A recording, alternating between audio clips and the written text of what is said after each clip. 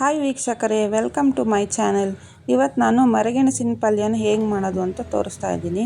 ಇದಕ್ಕೆ ನೀವು ಮರಗೆಣಸು ತಗೊಳ್ಳಿ.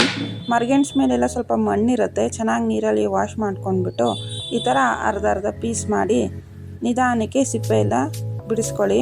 ಸಿಪ್ಪೆ ತುಂಬ ಗಟ್ಟಿ ಇರೋದ್ರಿಂದ ನಿಧಾನಕ್ಕೆ ಚಾಕು ಸಹಾಯದಿಂದ ಬಿಡಿಸ್ಕೊಳ್ಳಿ. ಇದರಲ್ಲಿ ತುಂಬ ನಾರಿನಂಶ ಇರುತ್ತೆ. ಇದನ್ನು ಚಿಕ್ಕ ಮಕ್ಕಳಿಂದ ಸ್ಕೂಲ್ಗೆ ಹೋಗೋ ಮಕ್ಕಳಿಂದ ಹಿಡಿದು ವಯಸ್ಸಾದವ್ರವರೆಗೂ ಎಲ್ಲರೂ ತಿನ್ಬೋದು. ತುಂಬ ಟೇಸ್ಟಿಯಾಗಿ ಮತ್ತು ತುಂಬ ಚೆನ್ನಾಗಿರುತ್ತೆ ಇದು. ಇದರಲ್ಲಿ ವಿಟಮಿನ್ B2 ಇರೋದ್ರಿಂದ ಮೈಗ್ರೇನ್ ಸಮಸ್ಯೆ ಇರೋರು ಇದನ್ನು ತಿಂದರೆ ತುಂಬ ಹೆಲ್ಪ್ ಆಗುತ್ತೆ. ಅವ್ರಿಗೆ ಸಿಕ್ಕಾಗೆಲ್ಲ ತಿನ್ನೋದ್ರಿಂದ ಮೈಗ್ರೇನ್ ಎಲ್ಲ ಕಮ್ಮಿ ಆಗುತ್ತೆ. ನೋಡಿ, ಈ ಥರ ಸಣ್ಣ ಪೀಸ್ ಮಾಡಿ ಕುಕ್ಕರ್ಗೆ ಹಾಕ್ಕೊಂಡು ಮುಳುಗೋವಷ್ಟು ನೀರು ಹಾಕಿ ಸ್ವಲ್ಪ ಉಪ್ಪು ಹಾಕ್ಕೊಳ್ಳಿ. ಮತ್ತು ಇದನ್ನು 2 ವಿಷಲ್ ಬರೋ ತನಕ ಕೂಗಿಸಿ. 2 ಸಾಕು, 3-4 ಹಾಕ್ಬಿಟ್ರೆ ತುಂಬ ಮೆತ್ತಗಾಗಿ ಚೆನ್ನಾಗಿರಲ್ಲ ತಿನ್ನೋಕ್ಕೆ.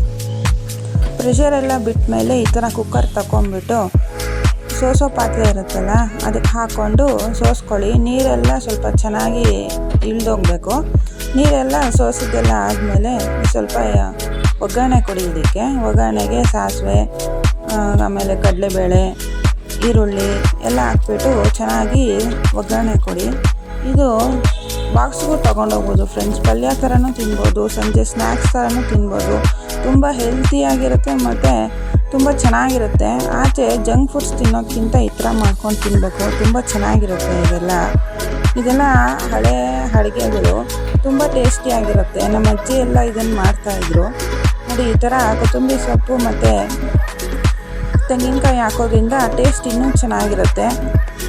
ನೋಡಿ ಫ್ರೆಂಡ್ಸ್, ಟ್ರೈ ಮಾಡಿ. Thank you.